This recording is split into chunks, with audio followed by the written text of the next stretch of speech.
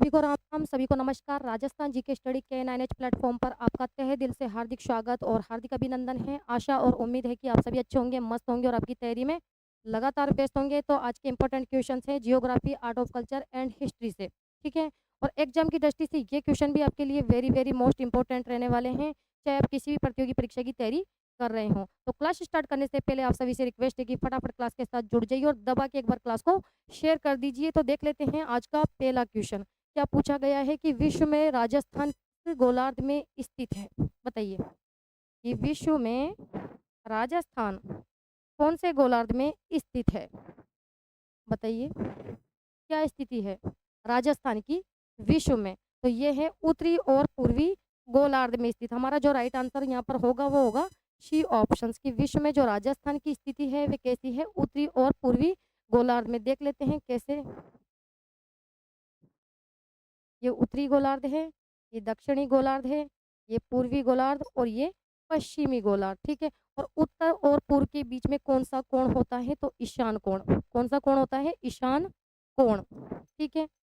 या फिर पूर्व और दक्षिण के बीच में कौन सा कोण होता है? तो आग्नेय कोण। कौन सा कोण होता है? आग्नेय कोण, ठीक है।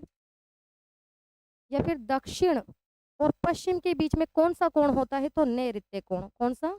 नैऋत्य कोण। या फिर उत्तर और पश्चिम के बीच में कौन सा कोण होता है? तो वायव्य कोण, ठीक है। यहाँ तक क्लियर। तो विश्व में राजस्थान की क्या स्थिति है? किस प्रकार से स्थिति है, ये ध्यान में रखना है आपको कि विश्व में राजस्थान की स्थिति, विश्व में राजस्थान की स्थिति क्या है? उत्तरी और पूर्वी गोलार्ध। क्या स्थिति है विश्व में राजस्थान की? उत्तरी और पूर्वी गोलार्ध में। भारत में राजस्थान की क्या स्थिति है? भारत में राजस्थान की क्या स्थिति है? उत्तर और पश्चिम गोलार्ध में, ठीक है। या फिर एशिया में राजस्थान की क्या स्थिति है? तो एशिया में राजस्थान की ये स्थिति है दक्षिण पश्चिम गोलार्ध में। तो यहाँ पर यही तो पूछा गया है कि विश्व में राजस्थान कौन से गोलार्ध में स्थित है? तो विश्व में जो राजस्थान है वे उत्तरी और पूर्वी गोलार्ध में स्थित है। इस क्वेश्चन को यूं भी बनाकर दिया जा सकता है कि भारत में राजस्थान की क्या स्थिति है? तो उत्तर और पश्चिम गोलार्ध। या फिर एशिया में राजस्थान कौन से गोलार्ध में स्थित है? तो दक्षिण और पश्चिम गोलार्ध, ठीक है। क्लियर। तो यहाँ राइट आंसर हमारा सी ऑप्शन। नेक्स्ट क्वेश्चन देख लेते हैं। Question number 2। बताइए भाई कि निम्न में से किस जिले में अंतर्राष्ट्रीय एवं अंतर्राज्यीय सीमा दोनों है? ऐसे कौन सा जिला है जो अंतर्राष्ट्रीय सीमा भी बनाता है और अंतर्राज्यीय सीमा भी बना रहा है? तो अंतर्राष्ट्रीय एवं अंतर्राज्यीय सीमा बनाने वाले जिले कितने हैं? 2 जिले। कौन कौन से नाम बताइए। एक तो है श्री गंगानगर। कौन सा जिला? श्री गंगानगर, श्री गंगानगर। और दूसरा जिला है बाड़मेर, ठीक है। ये 2 जिले हैं राजस्थान के जो कि अंतर्राष्ट्रीय सीमा भी बनाते हैं और अंतर्राज्यीय सीमा भी बनाते हैं, ठीक है। क्योंकि गंगानगर की जो सीमा है ये पाकिस्तान के साथ लगती है, ठीक है। और कौन से राज्य के साथ लगती है? तो पंजाब के साथ, ठीक है। तो ये अंतर्राष्ट्रीय सीमा भी बना रहा है और अंतर्राज्यीय सीमा भी बना रहा है। इसके अलावा जो बाड़मेर है ये पाकिस्तान के साथ अंतर्राष्ट्रीय सीमा लगाता है, ठीक है। इसके अलावा बाड़मेर की सीमा कौन से राज्य के साथ लगती है? गुजरात राज्य के साथ। तो ये राजस्थान के वह 2 जिले हैं जो अंतर्राष्ट्रीय और अंतर्राज्यीय सीमा बनाते हैं, तो श्री गंगानगर और बाड़मेर। तो हमारा जो राइट आंसर है यहाँ पर क्या होगा? सी ऑप्शन हो जाएगा, ठीक है। क्योंकि बाड़मेर जो है जिला वह अंतर्राष्ट्रीय सीमा भी बनाता है और अंतर्राज्यीय सीमा भी बना रहा है, ठीक है। Right answer C option. Next question देखते हैं। बताइए क्वेश्चन नंबर 3। ध्यानपूर्वक क्या पूछा गया है कि 100 टापुओं द्वीपों का शहर राजस्थान के किस जिले में स्थित है? कौन से जिले में स्थित है? 100 टापुओं का शहर या फिर द्वीपों का शहर कौन सा जिला कहलाता है? बांसवाड़ा। या राइट आंसर डी ऑप्शन हो जाएगा। जबकि डूंगरपुर को तो क्या कहते हैं? पहाड़ों की नगरी। पहाड़ों की जो नगरी है वे कहलाती है डूंगरपुर, ठीक है। या फिर उदयपुर कौन सा जिला कहलाता है? झीलों की नगरी। उदयपुर जो जिला है वे जाना जाता है झीलों की नगरी के रूप में। या फिर वाइट सिटी। कौन सा? वाइट सिटी यानी सफेद शहर या फिर सफेद शहर, वाइट सिटी, ठीक है। या फिर इसे कहते हैं पूर्व का वेनिस। क्वेश्चन बनकर आ सकता है कि पूर्व का वेनिस जाना जाता है कौन सा जिला? तो उदयपुर जिला जाना जाता है, ठीक है। यहाँ तक क्लियर। प्रतापगढ़, प्रतापगढ़ का जो प्राचीन नाम है उसे कहते हैं कांठल, ठीक है। यानी प्रतापगढ़ जो जिला है इसे कांटल प्रदेश के नाम से भी जाना जाता है। ठीक है, क्वेश्चन बनकर आ सकता है कि कांटल प्रदेश के रूप में कौन सा जिला जाना जाता है, तो प्रतापगढ़। क्लियर। तो यहाँ राइट आंसर हमारा क्या होगा, डी ऑप्शन हो जाएगा। ठीक है, इसके अलावा देख लेते हैं क्वेश्चन नंबर 4। बताइए भाई, क्वेश्चन नंबर 4 क्या पूछा है कि निम्नलिखित में से अरावली का कौन सा शिखर शेर से नीचा किंतु अचलगढ़ से ऊंचा है। क्या पूछा है कि निम्नलिखित में से अरावली का कौन सा शिखर शेर से नीचा किंतु अचलगढ़ से क्या है, ऊंचा है।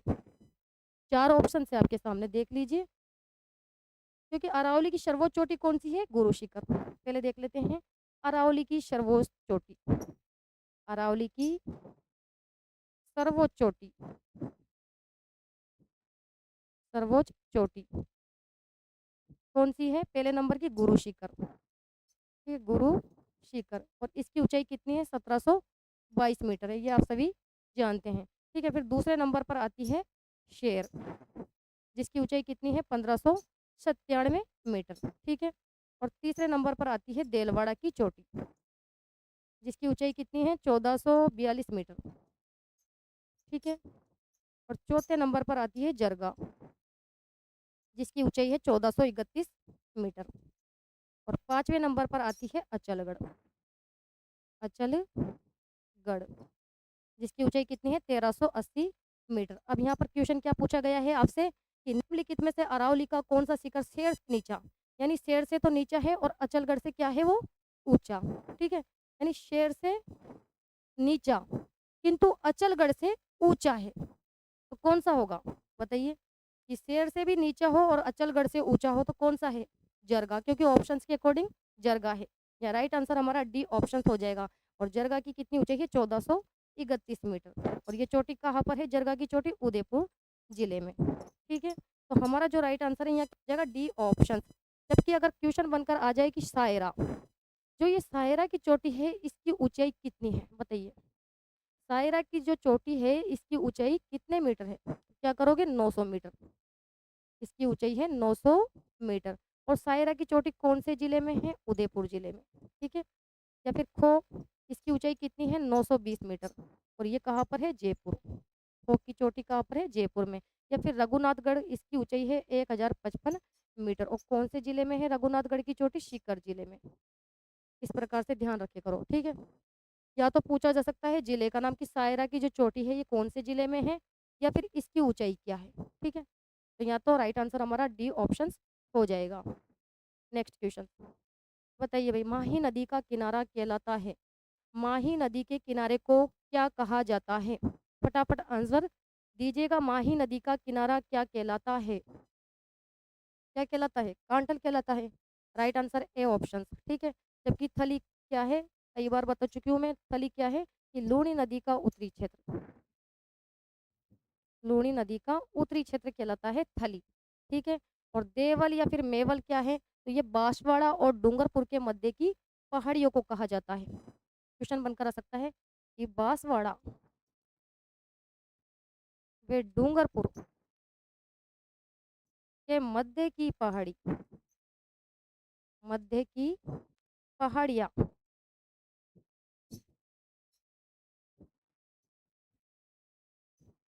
पहाड़ियों को कहा जाता है।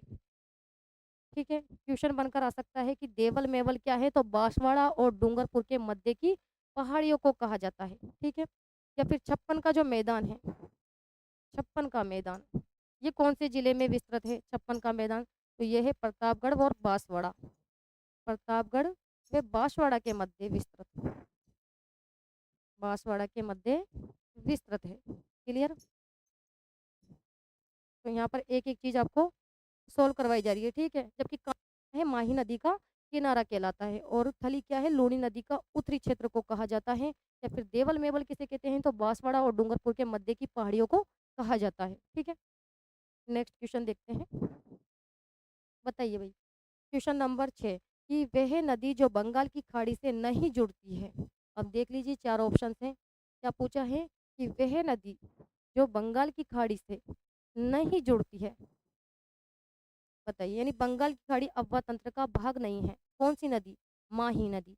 माही नदी किस अफवाह तंत्र का भाग है? अरब सागरीय, अरब सागरीय अफवाह तंत्र का भाग। ठीक है। और किस में गिरती है माई नदी? तो ये गिरती है खंबात की खाड़ी में। कहाँ गिरती है? खंबात की खाड़ी में, खंबात की खाड़ी में। जबकि यहाँ पर ऑप्शंस में, बी ऑप्शंस में दे रखा है काली सिंध, और काली सिंध किसकी सहायक नदी है? चंबल की। ठीक है। या फिर बनास नदी, ये भी चंबल की सहायक नदी है। और चंबल नदी किस अफवाह तंत्र का भाग हुआ? बंगाल की खाड़ी का। और जो बाणगंगा नदी है ये यमुना में गिरती है। ठीक है, तो ये भी बंगाल की खाड़ी अफवाह तंत्र का भाग हुआ। तो बाणगंगा, बनास और काली सिंध ये है बंगाल की खाड़ी अफवाह तंत्र का भाग। जबकि माही नदी अरब सागरीय अफवाह तंत्र का भाग है, क्योंकि कहाँ गिरती है? खंबात की खाड़ी में। ठीक है, राइट आंसर हमारा ए ऑप्शन हो जाएगा। नेक्स्ट क्वेश्चन देखते हैं। बताइए, भी बड़ा शानदार क्वेश्चन है कि माही बजाज सागर परियोजना एक संयुक्त उद्यम है। बताइए किन राज्यों की परियोजना है ये माही बजाज सागर परियोजना? कौन से राज्यों की संयुक्त परियोजना है? तो ये है राजस्थान और गुजरात की। ठीक है, right answer B option, Mahi Bajaj Sagar परियोजना। ये कौन सी नदी पर है? माही नदी पर। किस नदी पर है? माही नदी पर है। किन राज्यों की संयुक्त परियोजना है? तो राजस्थान की और गुजरात की संयुक्त परियोजना है। और इसमें राजस्थान का कितना प्रतिशत हिस्सा है? 45%। और गुजरात का है इसमें 55% हिस्सा। ठीक है, माही बजाज जो सागर परियोजना है इस पर कौन सा बांध है? तो माही बजाज सागर बांध, माही बजाज सागर बांध बना हुआ है। या फिर कागदी पिकअप बांध, कौन सा बांध? कागदी पिकअप बांध, कागदी पिकअप बांध। या फिर कड़ाना बांध, कड़ाना बांध। तो ये माही बजाज सागर परियोजना पर बने हुए बांध हैं। यहाँ पर तो यही पूछा गया है कि किन राज्यों की ये संयुक्त उपक्रम है माही बजाज सागर परियोजना। तो ये है राजस्थान और गुजरात की। ठीक है, right answer B option. Next बताइए, माधव सागर बांध स्थित है कौन से जिले में? स्थित है ये माधव सागर बांध कौन से जिले में? फटाफट आंसर दीजिएगा। माधव सागर बांध कौन से जिले में स्थित है? दौसा में। या राइट आंसर हमारा बी ऑप्शन हो जाएगा। जबकि अलवर में कौन सा बांध है? जय संबंध बांध, जय संबंध बांध जो है ये अलवर जिले में स्थित है। इसके अलावा भरतपुर में मोती झील बांध, मोती झील बांध ये है भरतपुर जिले का प्रमुख बांध। इसके अलावा कोरई बांध, कोरई बांध ये कहाँ पर है? चित्तौड़गढ़ जिले में। ठीक है, यहाँ पर पूछा माधव सागर बांध स्थित है तो दौसा जिले में स्थित है माधव सागर बांध। ठीक है, नेक्स्ट सुमेलित करें भाई। कोपेन के जलवायु प्रदेश, कोपेन के अनुसार जलवायु प्रदेश यहाँ पर आपको दिए गए हैं, तो सुमेलित कीजिए। कोपेन के अनुसार बताइए क्या राइट आंसर करने वाले हो? कोपेन ने राजस्थान की जो जलवायु है उसको कितने भागों में बांटा है? 4 भागों में। और कोपेन ने जलवायु प्रदेश का जो वर्गीकरण का आधार है वह माना है किसको? वनस्पति को। ठीक है, तो बताइए अब अति आर्द्र जलवायु प्रदेश में राजस्थान का कौन सा जिला आएगा? बांसवाड़ा। ठीक है, या फिर अर्ध शुष्क और उप जलवायु प्रदेश में राजस्थान का कौन सा जिला आएगा? सीकर। 1 और 4। ठीक है, इसके अलावा शुष्क और अर्ध शुष्क जलवायु प्रदेश में जिला आएगा श्री गंगा, दूसरा ऑप्शन। उप आर्द्र और आर्द्र जलवायु प्रदेश में राजस्थान का कौन सा जिला आएगा? धौलपुर। तो हमारा जो राइट आंसर है ए ऑप्शन हो जाएगा। ठीक है, अति आर्द्र जलवायु प्रदेश में बांसवाड़ा जिला आता है, बिल्कुल सही बात है। या फिर जो कि अर्ध शुष्क जलवायु है इसमें आएगा सीकर, चौथा ऑप्शन। अर्ध शुष्क जलवायु प्रदेश में आएगा नगर, दूसरा ऑप्शन। ठीक है, उपाद्र और आर्द्र जलवायु प्रदेश में आएगा धौलपुर। ठीक है, इसे नक्शे के हिसाब से एक बार समझ लेते हैं अपन।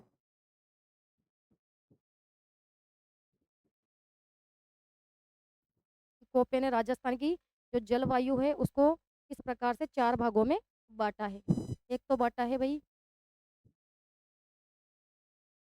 शुष्क और अर्ध शुष्क जलवायु। ठीक है, इसके अलावा अर्ध शुष्क और उपाद्र जलवायु, इसके अलावा उपाद्र और आर्द्र जलवायु, और इसके अलावा बांटा है अति आर्द्र जलवायु। तो लिख लेते हैं पहले यहाँ पर। इन्होंने बांटा है शुष्क एवं अर्ध शुष्क जलवायु। ठीक है, पहले नंबर पर ये बांटा है। और दूसरे नंबर पर इन्होंने बांटा है अर्ध शुष्क, अर्ध शुष्क एवं उपाद्र जलवायु। कौन से प्रदेश को बांटा है? इस वाले प्रदेश को इन्होंने इस प्रकार से विभाजित किया है। इसके अलावा उपाद्र और आर्द्र जलवायु, उपाद्र तीसरे नंबर पर, उपाद्र एवं आर्द्र जलवायु। ठीक है, इस प्रकार से तीसरे प्रदेश को उपाद्र और आर्द्र जलवायु में इन्होंने विभाजित किया है। और चौथे नंबर पर किया है इन्होंने अति आर्द्र जलवायु, अति आर्द्र जलवायु। तो इनके लिए किस प्रकार के कोड का यूज किया है इन्होंने? इस प्रकार के कोड का इन्होंने यूज किया है। ठीक है, इस प्रकार के कोड का यूज किया है। अब यहाँ पर शुष्क एवं अर्ध शुष्क जलवायु प्रदेश में राजस्थान के कौन से जिले आते हैं? तो यहाँ पर आ गए जैसे कि श्री गंगानगर, हनुमानगढ़, चूरू, बीकानेर, जैसलमेर। ये तो आते हैं शुष्क और अर्ध शुष्क जलवायु प्रदेश के अंतर्गत। अब आती है बात अर्ध शुष्क एवं उपाद्र जलवायु प्रदेश में राजस्थान के कौन से जिले आते हैं?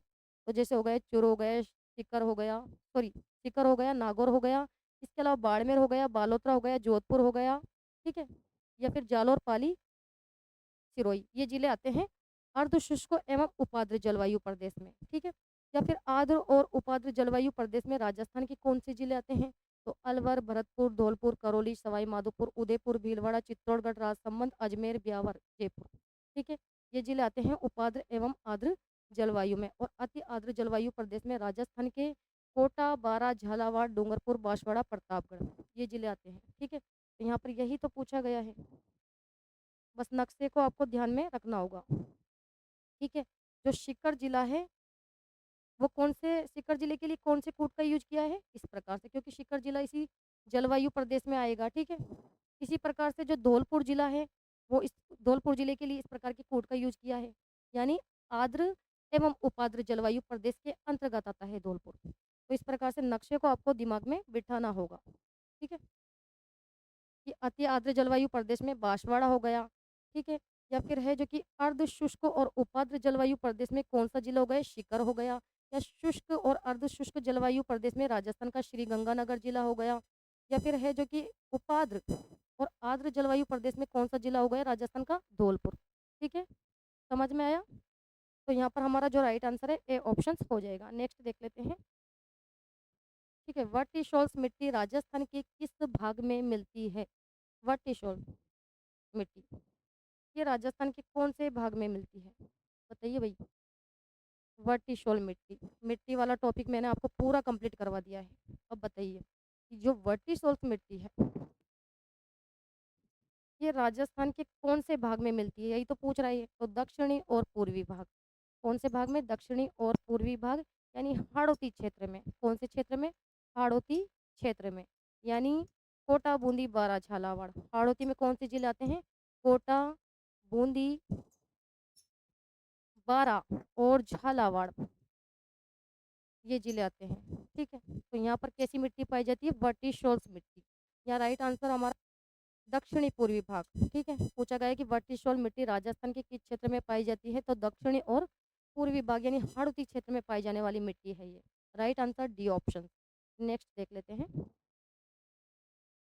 बताइए, केंद्रीय शुष्क क्षेत्र अनुसंधान संस्थान है कौन से जिले में है ये? केंद्रीय शुष्क क्षेत्र अनुसंधान संस्थान यानी काजरी अनुसंधान संस्थान, इसका ही दूसरा नाम है, काजरी भी बोल सकते हैं इसे। ठीक है, केंद्रीय शुष्क क्षेत्र अनुसंधान यानी काजरी जो अनुसंधान संस्थान है ये कहाँ पर है? कौन से जिले में है? तो जोधपुर में। कहाँ पर है ये? जोधपुर। और इसकी जो स्थापना है ये कब की गई थी? 1959 में। 1959 में, जिसका उद्देश्य क्या है? मरुस्थलीकरण को रोकना है। तो यहाँ राइट आंसर हमारा सी ऑप्शन हो जाएगा। जबकि अजमेर में तो कौन सा अनुसंधान संस्थान है? राष्ट्रीय बीजीय मसाला अनुसंधान केंद्र। कहाँ पर है? तभी जी अजमेर में है। और इसकी स्थापना की गई थी 2000 में। बीकानेर में राष्ट्रीय शुष्क बागवानी संस्थान, ये कहाँ पर है? बीचवाल बीकानेर में, जिसकी स्थापना 1993 में की गई थी। ठीक है, तो यहाँ पर तो यही पूछा गया है कि केंद्रीय शुष्क क्षेत्र अनुसंधान संस्थान यानी काजरी जो अनुसंधान संस्थान है, ये कहाँ पर है? जोधपुर में स्थित है, जिसकी स्थापना की गई थी 1959। नेक्स्ट बताइए भाई, क्या पूछा है कि चंबल माही सुगंधा किस फसल की उन्नत किस्म है? कौन से फसल की उन्नत किस्म है ये? चंबल माही सुगंधा, चावल की। ठीक है, कि चावल की किस्में कौन कौन सी? चंबल माही सुगंधा, माही सुगंधा। और जो चावल अनुसंधान केंद्र है, ये कहाँ पर है ये बताइए आप मुझे। चावल अनुसंधान केंद्र कौन से जिले में है? तो बांसवाड़ा। कहाँ पर है? बांसवाड़ा। या फिर चावल का सर्वाधिक जो उत्पादन है वह कौन से जिले में होता है? क्वेश्चन बनकर आ सकता है कि चावल का जो सर्वाधिक उत्पादन है, चावल का सर्वाधिक उत्पादन करने वाले जिले हैं तो बूंदी और हनुमानगढ़। इन जिलों में चावल का सर्वाधिक उत्पादन होता है। ठीक है, तो यहाँ पर राइट आंसर हमारा बी ऑप्शन हो जाएगा कि चंबल माई सुगंधा किसकी किस्में है? ये चावल की। ठीक है, नेक्स्ट बताइए भाई, क्वेश्चन नंबर 13 क्या पूछा है? कौन सा सुमेलित नहीं है? यहाँ पर वन्य जीव अभ्यारण्य और जिलों के नाम आपको दे दिए गए हैं, तो देख लीजिए कौन सा ऑप्शन इसमें सुमेलित नहीं है। तो कौन सा सुमेलित नहीं है? शेरगढ़, ये जो शेरगढ़ वन्य जीव अभ्यारण्य है, ये कहाँ पर है? यहाँ पर दे रखा है ऑप्शंस में बूंदी, बिल्कुल गलत है। शेरगढ़ जो वन्य जीव अभ्यारण्य है ये 12 जिले में।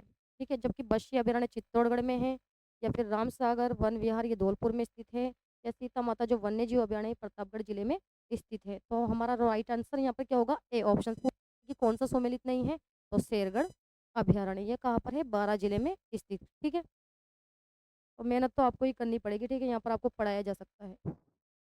बताइए भाई, राजस्थान का प्रथम रोपवे किस जिले में प्रारंभ किया गया था? पहले तो ये बताइए, राजस्थान के प्रथम रोपवे का क्या नाम है?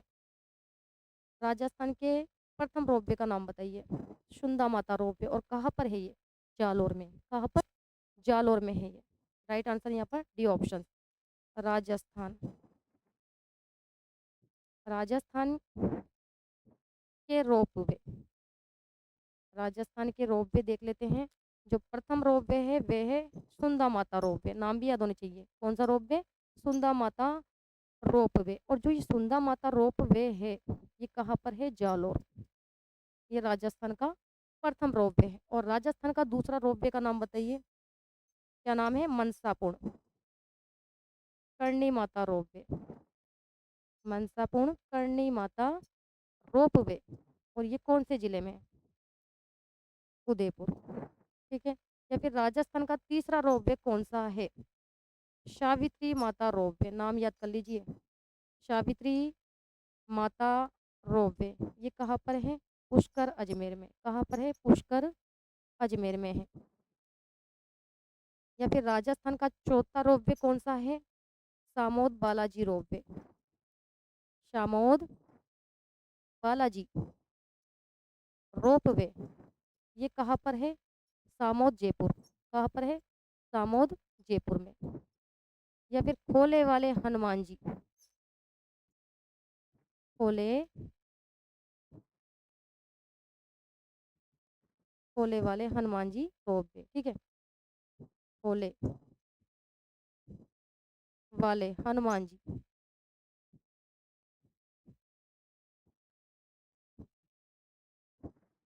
रोपवे, ये कहाँ पर है? जयपुर। कहाँ पर है? जयपुर। ठीक है, कितने रोपवे हो गए? 5। इसके अलावा नीमच माता रोपवे, छठा रोपवे है नीमच माता रोपवे, ये कहाँ पर है? तो नीमच उदयपुर। कहाँ पर है? नीमच उदयपुर में। या फिर जीर्ण माता रोपवे, सातवां रोपवे है जीर्ण माता रोपवे। जीर्ण माता रोपवे, ये कहाँ पर है? रेवासा शिखर। कहाँ पर है? रेवासा शिखर। तो इस प्रकार से नाम भी होने चाहिए याद आपको, और पता होना चाहिए कि कौन से जिले में स्थित है ये। ठीक है, तो राजस्थान का प्रथम रोपवे का क्या नाम है? सुंदा माता रोपवे। तो यहाँ पर यही पूछा गया है। ठीक है, ये राजस्थान प्रथम रोपवे किस जिले में प्रारंभ किया गया था? तो जालोर में। ठीक है, राजस्थान का प्रथम रोपवे सुंदा माता रोपवे। नेक्स्ट बताइए भाई कि राजस्थान में प्रथम सीमेंट उद्योग 1916 में रेगिस्तान में स्थापित किया गया था। कहाँ पर? राजस्थान का प्रथम सीमेंट उद्योग कहाँ पर स्थापित किया गया था? देख लेते हैं।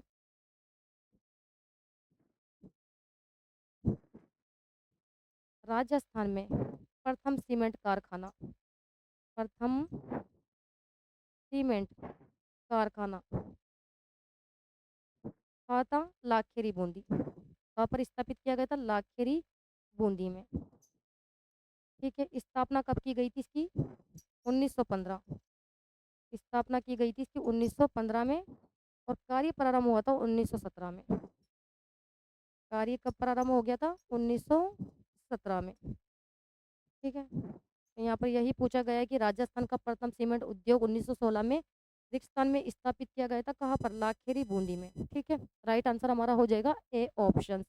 ठीक है, और जो सीमेंट उद्योग की नगरी है वह कौन सा जिला जाना जाता है? तो चित्तौड़गढ़। क्यों जाना जाता है? क्योंकि सर्वाधिक जो सीमेंट का उत्पादन है वो होता है चित्तौड़गढ़ जिले में। ठीक है, तो यहाँ पर राइट आंसर ए ऑप्शन हो जाएगा भाई।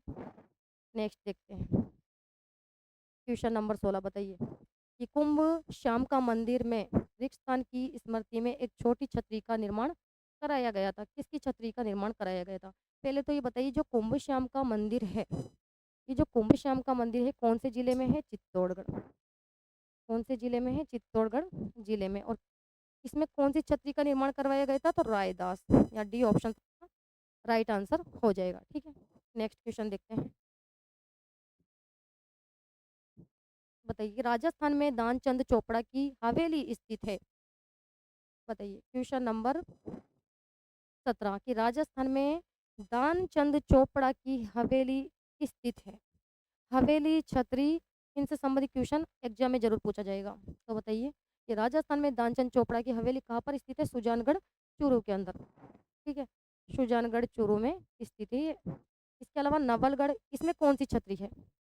नवलगढ़। बताइए, सॉरी हवेली, पोद्दार की हवेली, पोद्दार की हवेली। क्वेश्चन बनकर आ सकता है कि पोद्दार की जो हवेली है ये कहाँ पर है? तो नवलगढ़ झुंझुनू के अंदर। ठीक है, या फिर लक्ष्मणगढ़, इसमें कौन सी हवेली है? तो राठी हवेली। कौन सी हवेली? राठी हवेली।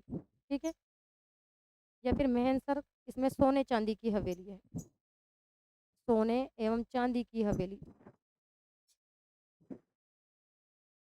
सोने चांदी की हवेली। क्वेश्चन बनकर आ सकता है कि सोने चांदी की हवेली कहाँ पर है?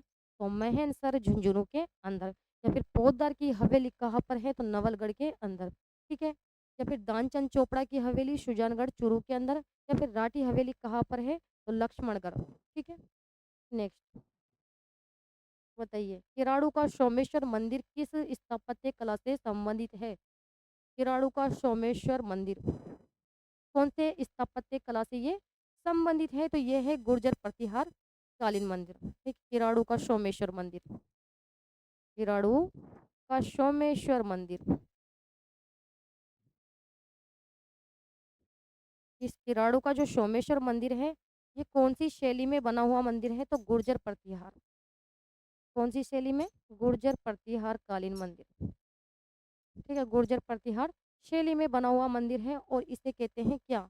राजस्थान का खजुराहो। क्या कहलाता है ये? राजस्थान का खजुराहो कहलाता है। ठीक है, या फिर पूछा जा सकता है कि राजस्थान का मिनी खजुराहो कहा जाता है। बताइए कि राजस्थान का मिनी खजुराहो किसे कहा जाता है? कौन से मंदिर को कहा जाता है? तो भंड देवरा के मंदिर को। कौन से मंदिर को? भंड देवरा मंदिर को कहा जाता है। तो ये कहाँ पर है? बारां जिले में स्थित है। ठीक है, इसे हाड़ौती का खजरा भी कहा जाता है। क्वेश्चन बनकर आ सकता है कि हाड़ौती का खजरा कहा जाता है तो भंड देवरा के मंदिर को, और राजस्थान का मिनी खजुराहो भी कहा जाता है इस मंदिर को। ठीक है, इसके अलावा पूछा जा सकता है मेवाड़ का खजरा।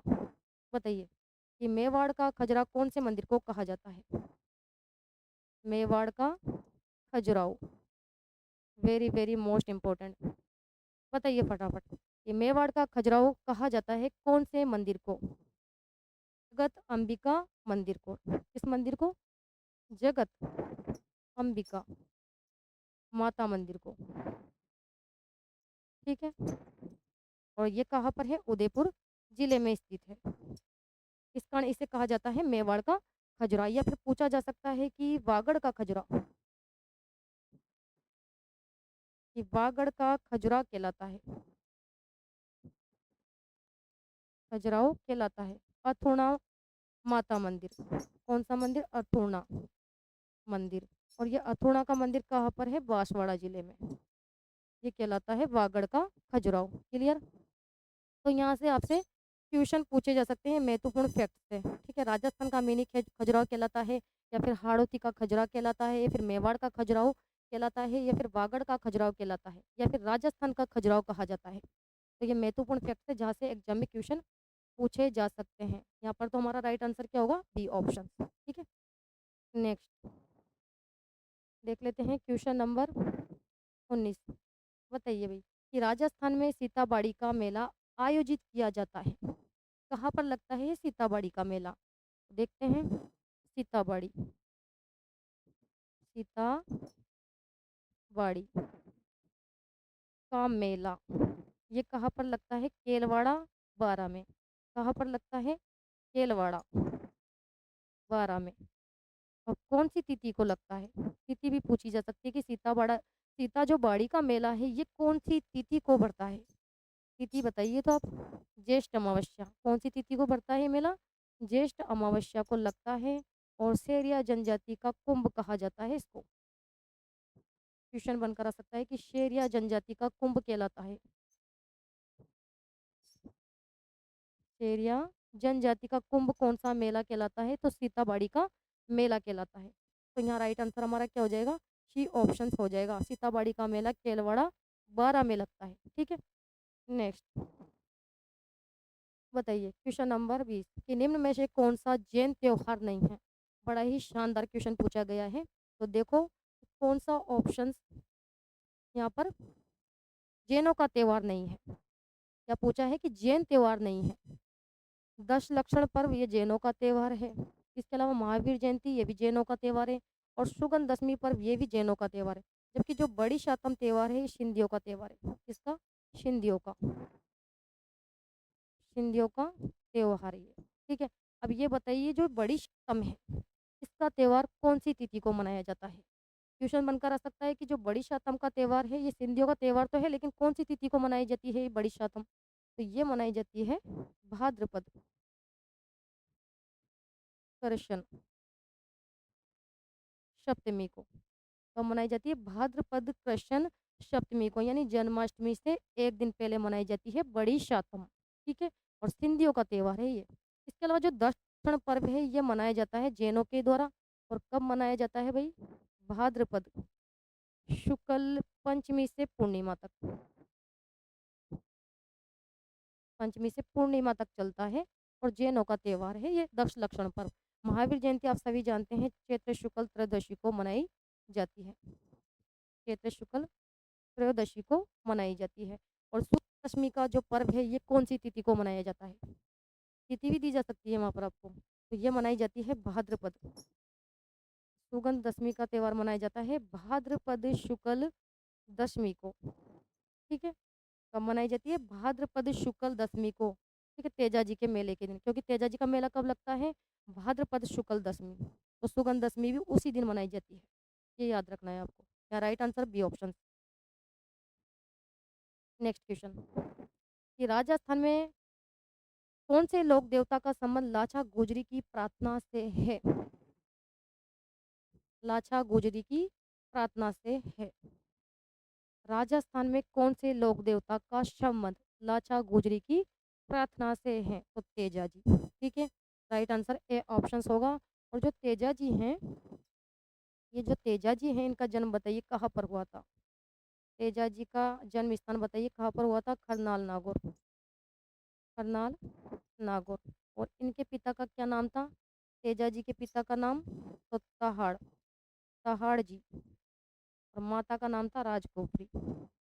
इनकी माता का नाम था राजकुबरी, और पत्नी का नाम क्या था? तेजा जी की पत्नी का क्या नाम था? पेमल, पेमल दे, ठीक है। और तेजा जी की घोड़ी का क्या नाम था? लीलड़। तेजा जी की जो घोड़ी थी उसका नाम था क्या? लीलड़। और तेजा जी ने लाछन नामक गुजरी की गायों की रक्षा की थी, ठीक है। तेजा जी के जो स्थान है वे कहलाते हैं थान, और तेजा जी के पुजारी को क्या कहा जाता है? घोड़ला कहा जाता है। यहाँ पर राइट आंसर हमारा ए ऑप्शन हो जाएगा। या फिर तेजा जी का मेला कब लगता है? तो भाद्रपद शुक्ल दशमी को, ठीक है। Right answer A option. Next बताइए भाई। खालसा, खाकी, नागा राजस्थान के किस संप्रदाय के भाग हैं? कौन से संप्रदाय के भाग हैं? यहाँ पर संप्रदाय के नाम आपको दे दिए गए हैं। क्या करने वाले हो? दादू पंथ। राइट आंसर बी ऑप्शन हो जाएगा। और जो दादू है, दादू दयाल, इनका जन्म कहाँ पर हुआ था? दादू दयाल का जन्म तो 1544 ईस्वी में अहमदाबाद गुजरात। कहाँ पर हुआ था? अहमदाबाद गुजरात में, ठीक है। और अकबर से प्रथम मुलाकात कब हुई थी इनकी? अकबर से प्रथम मुलाकात दादू दयाल की कब हुई थी? कौन सी ईस्वी में हुई थी? 1585 में। कब हुई थी? 1585 में। और जो दादू दयाल है इनकी प्रमुख कितनी शाखा है? 5 शाखा। दादू दयाल की प्रमुख कितनी शाखा है? 5 शाखा। देख लेते हैं। प्रमुख शाखा कितनी है? 5। कौन कौन सी शाखा है? एक तो है खालसा, खाकी, खालसा, खाकी, विरक्त, इसके अलावा उत्तरादे और नागा, ठीक है, नागा। और दादू जो दयाल हैं इनके जो सत्संग स्थल है उसे कहते हैं अलग दरीबा। और दादू दयाल ने अपनी रचनाओं में अधिकतर कौन सी भाषाओं का प्रयोग किया है? तो ढूंढाड़ी भाषाओं का प्रयोग किया है। तो यहाँ पर तो हमारा जो राइट आंसर है, यहाँ पर आपको शाखाओं के नाम दिए हैं खालसा, खाकी, नागा। राजस्थान के किस संप्रदाय के भाग हैं? तो दादू दयाल, दादू पंथ संप्रदाय के भाग हैं। Right answer B option. Next question number बताइए 23। सुमेलित कीजिए, सुमेलित करो कि अजरक प्रिंट के लिए कौन सा जिला जाना जाता है? ठीक है, विगत परीक्षा में पूछा गया क्वेश्चन है ये कि अजरक प्रिंट के लिए बाड़मेर, ठीक है। पावरलूम छपाई के लिए बालोतरा, और मोटड़े के लिए जाना जाता है जोधपुर, और मशहूरिया साड़ी के लिए जाना जाता है केटुन कोटा, ठीक। तो अजरक प्रिंट के लिए बाड़मेर चौथा ऑप्शन, पावरलूम के लिए बालोतरा तीसरा ऑप्शन, मोटड़े के लिए जोधपुर दूसरा ऑप्शन, और मशहूरिया साड़ी के लिए जाना जाता है केटुन कोटा। तो हमारा राइट आंसर ए ऑप्शन होगा। लेकिन अभी आपसे ये क्वेश्चन पूछ लिया जाए, वर्तमान समय में अगर आपसे ये क्वेश्चन पूछ लिया जाए कि अजरक प्रिंट के लिए कौन सा जिला जाना जाता है, तो आपको करना है बालोतरा। क्या करोगे? बालोतरा। कौन सा जिला जाना जाता है? बालोतरा, ठीक है। ये तो विगत परीक्षा में पूछा गया क्वेश्चन है। अजरक प्रिंट के लिए वर्तमान समय में कौन सा जिला जाना जाता है? तो बालोतरा आपको ध्यान में रखना है। नेक्स्ट देख लेते हैं। बताइए कि मांगी बाई एम लक्ष्मण दास कामड़ किस नृत्य के प्रमुख नृत्यकार हैं? मांगी बाई और लक्ष्मण दास, इसका संबंध कौन से नृत्य से है? तो तेरह ताली नृत्य से, ठीक है। सी ऑप्शन हमारा राइट आंसर होगा। भवाई जो नृत्य है इसकी जो प्रसिद्ध नृत्यांगना है उनका नाम है श्रेष्ठा सोनी। और भवाई नृत्य किया जाता है भवाई जनजाति के द्वारा। बालन नृत्य आप सभी जानते हैं ग्रासिया जनजाति के द्वारा किया जाता है। और कच्ची घोड़ी नृत्य किया जाता है शेखावटी क्षेत्र में पुरुषों के द्वारा, ठीक है। Right answer C option. Next बताइए पिछवाई पेंटिंग का संबंध निम्न में से किससे है?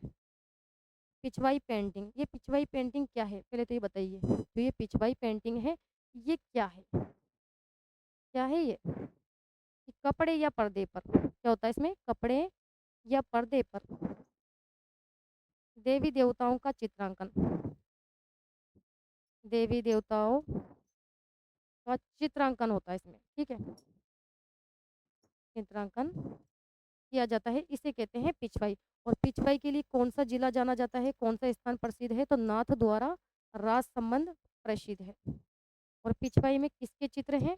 श्री कृष्ण की लीलाओं का चित्रण। इसमें किसका चित्रण है? इसमें चित्रण देखने को मिलता है किसका? श्री कृष्ण की लीलाओं, भगवान श्री कृष्ण की लीलाओं का चित्रण, लीलाओं का चित्रण इसमें देखने को मिलता है। क्वेश्चन बनकर आ सकता है कि श्री कृष्ण की लीलाओं का चित्रण देखने को मिलता है किसमें, किसमें मिलता है, पिछवाई पेंटिंग में। ठीक है, तो हमारा जो राइट आंसर है यहाँ पर क्या होगा, डी ऑप्शन हो जाएगा कि पिछवाई पेंटिंग का संबंध किससे है भाई, नाथ द्वारा राज संबंध से इसका संबंध है। ठीक है, नेक्स्ट बताइए क्वेश्चन नंबर 26 की राजस्थान में ऊंदरिया पंथ प्रचलित है, किन में प्रचलित है ऊंदरिया पंथ, ये लो में। ठीक है, भील जनजाति ये राजस्थान की सबसे प्राचीन जनजाति है। क्वेश्चन बनकर आ सकता है कि राजस्थान की सबसे प्राचीन जनजाति कौन सी है, तो भील जनजाति। या फिर राजस्थान की दूसरे नंबर पर सबसे बड़ी जनजाति है, राजस्थान की दूसरे स्थान पर सबसे बड़ी जनजाति, सबसे बड़ी जनजाति कौन सी है, तो भील जनजाति है। और कर्नल जेम्स टोड ने भीलों को वन का पुत्र बताया है। ठीक है, तो यहाँ पर तो यही पूछा है कि राजस्थान में ऊंदरिया पंथ प्रचलित है, किसमें प्रचलित है, भीलों में प्रचलित है। ठीक है, नेक्स्ट बताइए भाई, मारवाड़ राव परगनारी विगत के लेखक हैं, तो आप सभी जानते हैं मारवाड़ राव परगनारी विगत, इसके लेखक कौन है, मूणोत नैन्सी। कौन है, मूणोत नैन्सी। और इन्हें कहा जाता है राजस्थान का अबुल फजल। क्वेश्चन बनकर आ सकता है कि राजस्थान का अबुल फजल कहलाते हैं तो मूणोत नैन्सी। और मूणोत नैन्सी के द्वारा नैणसिरी ख्यात की रचना भी की गई है, नैणसिरी ख्यात इसकी रचना भी मूणोत नैन्सी के द्वारा की गई है। और मूणोत नैन्सी किसके दरबारी थे, तो ये थे जसवंत सिंह के दरबारी। ये भी क्वेश्चन बनकर आ सकता है कि जसवंत सिंह के दरबारी का नाम बताइए, तो मूणोत नैन्सी। ठीक है, क्लियर। तो हमारा जो राइट आंसर है यहाँ पर बी ऑप्शन हो जाएगा कि मारवाड़ राव परगनारी विगत के लेखक हैं तो मूणोत नैन्सी। ठीक है, या फिर नैणसिरी ख्यात, या फिर राजस्थान का अबुल फजल कहा जाता है, और जसवंत सिंह के दरबारी विद्वान थे मूणोत नैन्सी। इसके अलावा नेक्स्ट क्वेश्चन देखते हैं 28, 1908 में स्थापित राजपूताना म्यूजियम कहाँ है, सफलता के लिए आत्मविश्वास होना जरूरी है। ठीक है, तो आत्मविश्वास के साथ काम कीजिए आप यहाँ पर। 1908 में स्थापित राजपूताना म्यूजियम कहाँ है, राजपूताना म्यूजियम यानी संग्रहालय कहाँ पर है, ये राजपूताना संग्रहालय, राजपूताना म्यूजियम कहाँ पर है, ये अजमेर।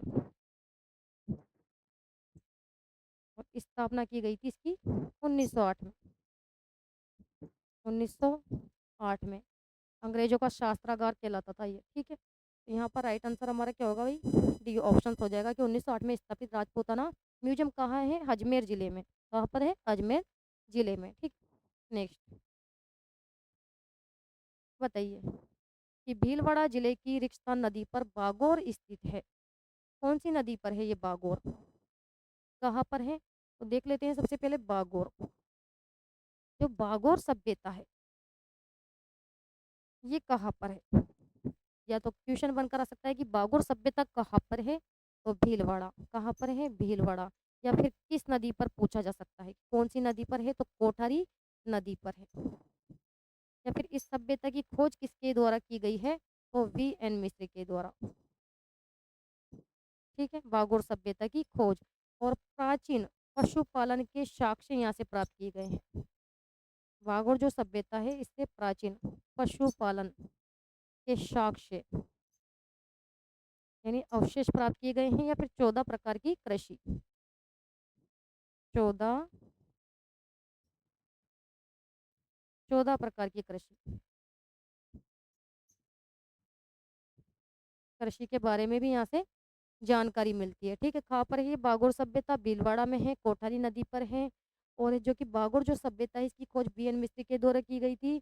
और प्राचीन पशुपालन के साक्ष्य और अवशेष भी यहाँ से प्राप्त किए गए हैं। और 14 प्रकार की कृषि के बारे में भी जानकारी इससे मिलती है। तो यहाँ पर तो यही पूछा गया है सिंपल सा कि भीलवाड़ा जिले की रेगिस्तान नदी पर बागोर स्थित है, तो कोठारी। ठीक है, ये हमारा राइट आंसर क्या होगा भाई, सी ऑप्शन हो जाएगा। ठीक है, क्लियर। नेक्स्ट क्वेश्चन देख लेते हैं।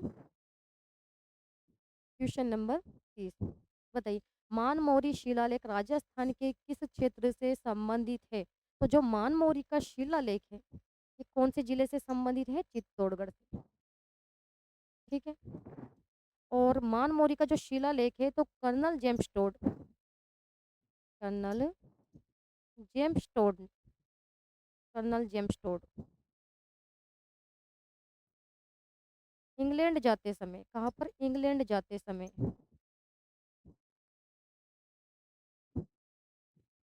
समुद्र में फेंक दिया था, समुद्र में फेंक दिया मानमोरी का शिलालेख। ठीक है, क्लियर। ये मानमोरी का शिलालेख कौन से जिले में है, तो ये है चित्तौड़गढ़ जिले में। राइट आंसर ऑप्शन है। और कर्नल जेम्स टोड ने है जो कि इस शिलालेख को इंग्लैंड जाते समय क्या किया था, समुद्र में फेंक दिया था। तो यहाँ राइट आंसर हमारा डी ऑप्शन हो जाएगा। ठीक है, नेक्स्ट देख लेते हैं फटाफट कि जीवन कुटीर गीत किसके द्वारा लिखा गया है। जीवन कुटीर गीत, इसके लेखक कौन है। जीवन कुटीर गीत हीरालाल शास्त्री। या राइट आंसर हमारा क्या हो जाएगा, सी ऑप्शंस। ठीक है, जबकि जय नारायण व्यास की प्रमुख पुस्तक कौन सी है, पोपाबाई की पोल। जय नारायण व्यास की प्रमुख पुस्तक है पोपाबाई की पोल, पोपाबाई की पोल। ठीक है, नाम भी दिया जा सकता है इस पुस्तक का कि पोपाबाई की पोल। इसके लेखक हैं जैन। विजय सिंह पथिक के द्वारा कौन सा गीत लिखा गया था, तो पीड़ितों का पंछेड़ा, पीड़ितों का पंछेड़ा गीत। इसके लेखक हैं विजय सिंह पथिक। ठीक है, जिन्हें किसान आंदोलन का जनक भी कहा जाता है। और माणिक्यलाल जो वर्मा है इनके द्वारा लिखा गया था पंछेड़ा गीत। कौन सा गीत, पंछेड़ा गीत ओनली। इसके लेखक है माणिक्यलाल वर्मा, जिन्हें मेवाड़ का गांधी के नाम से भी जाना जाता है। ठीक है, यहाँ सी ऑप्शन राइट होगा। नेक्स्ट देख लेते हैं कि राजस्थान संघ का प्रधानमंत्री कौन बना। बताइए भाई, ये जो राजस्थान संघ है इसको थोड़ा सा यहाँ पर कर लो पूर्व। बताइए पूर्व राजस्थान संघ का प्रधानमंत्री कौन बना, कौन थे पूर्व राजस्थान संघ के प्रधानमंत्री। और पूर्व राजस्थान संघ कौन सा चरण था और इसका निर्माण कब हुआ था, ये भी बताइए। यहाँ पर लिख देती हूँ मैं कि पूर्व राजस्थान संघ कौन सा चरण था, ये द्वितीय चरण, द्वितीय चरण था ये, जिसका निर्माण कब हुआ था, 25 मार्च 1948 को। ठीक है, तो यहाँ पर प्रधानमंत्री का नाम आपसे पूछा गया है तो गोकुल लाल अशावा। ठीक है, यानी पूर्व राजस्थान संघ के जो प्रधानमंत्री थे वे थे गोकुल लाल अशावा। या फिर पूछा जा सकता है पूर्व राजस्थान संघ के राज प्रमुख, राज प्रमुख का नाम भी आपसे पूछा जा सकता है, वो थे भीम सिंह, कोटा के शासक भीम सिंह। ठीक है, या फिर उपराज प्रमुख कौन बनाए गए थे, उपराज प्रमुख बहादुर सिंह। कौन थे, बहादुर सिंह।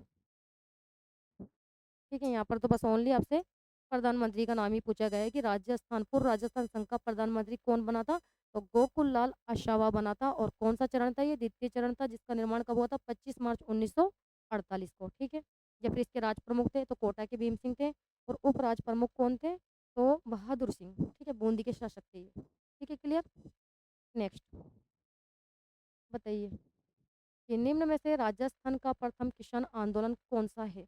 राजस्थान का प्रथम किसान आंदोलन, ये तो आप सभी जानते हैं, बिजोलिया किसान आंदोलन था।